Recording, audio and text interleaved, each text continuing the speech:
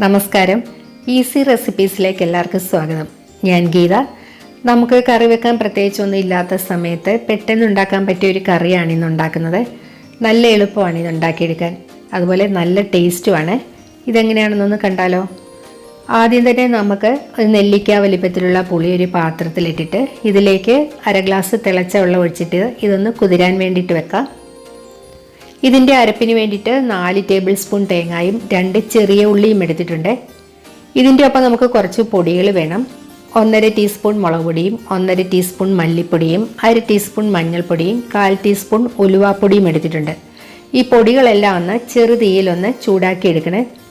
ഞാൻ camera adjust ചെയ്യാൻ പോയ സമയത്ത് എൻ്റെ പാൻ ചൂടായിപ്പോയി. പിന്നെ ഞാൻ സ്റ്റൗ ഓഫ് ചെയ്തിട്ട് ഈ പൊടികളെല്ലാം അതിലേക്ക് ഇട്ടിട്ടൊന്ന് ചൂടാക്കി എടുത്തു. ഒരു 30 സെക്കൻഡ് ഒന്ന് ഇളക്കി എടുത്താൽ മതിയാവും. അതിനുശേഷം നമുക്കിത് തണുക്കാൻ വേണ്ടിയിട്ടൊരു പാത്രത്തിലേക്ക് മാറ്റാം.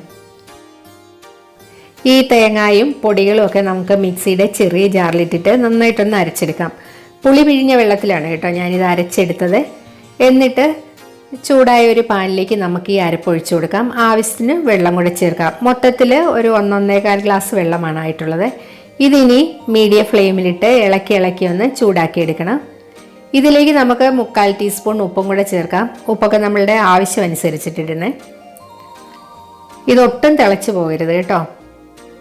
ഇനി ഇളക്കി ഇതിലെ തിള ഒന്ന് വന്ന് തുടങ്ങുന്ന സമയത്ത് നമുക്ക് സ്റ്റൗ ഓഫ് ചെയ്യാം. ഇങ്ങനെ ചെയ്യാൻ വേണ്ടിയിട്ട് നമുക്കൊരു 2-2.5 മിനിറ്റിൻ്റെ ആവശ്യമേ ഉള്ളൂ. ഇത് തിളച്ച് തുടങ്ങിയിട്ടുണ്ടെങ്കിൽ നമുക്ക് സ്റ്റൗ ഓഫ് ചെയ്യാം. ഇനി ഒരു പാൻ ചൂടാക്കി അതിനകത്തേക്ക് 3 ടേബിൾ സ്പൂൺ വെളിച്ചെണ്ണ ഒഴിച്ചിട്ട് 3/4 ടീസ്പൂൺ കടുകിട്ട് കടുകൊന്ന് പൊട്ടിക്കഴിയുമ്പോഴേക്കും 10 ചെറിയ ഉള്ളി അരിഞ്ഞതും 3 ഉണക്കമുളക് അരിഞ്ഞതും കുറച്ച് കറിവേപ്പിലയും കൂടി ഇട്ടിട്ടൊന്ന് മൂപ്പിച്ചെടുക്കാം. ശരിക്കും നമുക്ക് ഇത് മൊരിഞ്ഞ് കഴിയുമ്പോഴേക്കും നമുക്ക് അരപ്പ് ചേർത്ത് അങ്ങനെ ഇളക്കി എടുത്താൽ മതി. അതാണ് എളുപ്പം കേട്ടോ.